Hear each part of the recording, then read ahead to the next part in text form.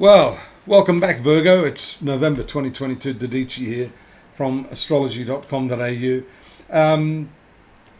You've got to pull back from that scattergun approach if you're going to get anything done this month. These 4 planets here in your 3rd house indicate you're divesting yourself of energy and need to prioritize those tasks that are important.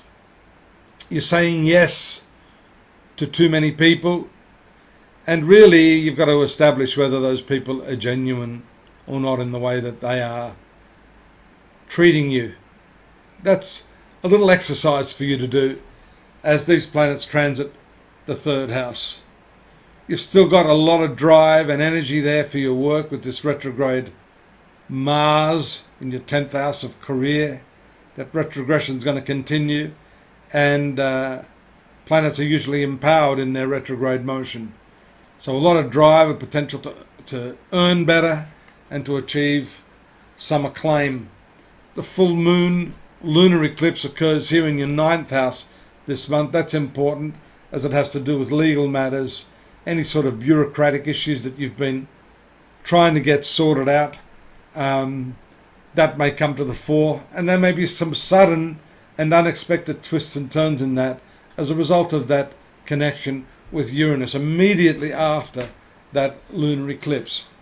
Thereafter, the moon will start to weaken. It's still reasonably strong as it moves through your 10th house there on the 10th and the 11th and makes contact with the impulsive Mars. Maybe just hold back a little bit until the moon moves to the 11th house, where you'll have the benefit of the support of friends or co-workers in any sort of action that you're taking or any need that you have with your higher-ups. And as I said, the transit of Mars is generally considered good here in this upper part of the horoscope, but the retrogression can show a spanner in the works there, where you're not quite getting everything as quickly as you'd like, hence the reference to the impulse or the impatience of that planet. You have to be a little bit patient.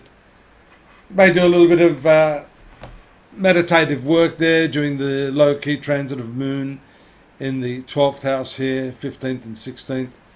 Just prepare yourself before you go into battle. On the 17th, some good news. Venus gets some strength as it moves here into this 4th house of domestic activities. You'll probably feel safer and more comfortable at home in the 2nd half of the month. Mercury makes its move there as well on the 17th, and then on the 22nd, the Sun moving there as ruler of this 12th house brings much more focus to the home life. You'll probably be anchored in the home in the last couple of weeks of the month, notwithstanding this strong Martian impulse in the career zone. The latter transits to look for in the month are on the 24th, where we see on the 22nd the Sun moving here to join Venus and Mercury in your domestic sphere as a new moon takes place here. So it helps you establish a new regime. You know, if you've been run off your feet, if the kids haven't been doing their fair share of work, or your partner hasn't, it's a good opportunity for you to communicate those feelings as shown by the transit of Mercury here. There's the new moon on the 24th. Generally, this should be cordial, civil in the way that any new regime is implemented as a result of the Mercury-Venus combination. There's a stationary direct motion of Jupiter here in the 7th house of the chart, 7th house being the critical relationship / marriage area of your horoscope. You can see the strong idealism there with Neptune and Jupiter conjoined very closely there.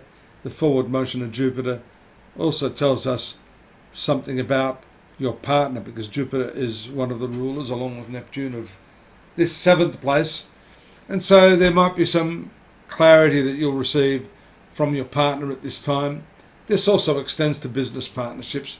Any form of partnership that you're involved with gets the green light when Jupiter, its ruler, moves into its forward motion after a period of reappraisal.